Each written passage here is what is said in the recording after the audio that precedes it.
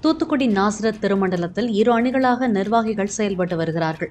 திருமண்டல பொருளாளராக மோகன் என்பவர் இருந்தார். கடந்த சில மாதங்களுக்கு முன்பு மோகனை பதவியிலிருந்து திருமண்டல மாடரேட்டர் ரூபன் மார்க் பதவி நீக்கம் செய்தார்.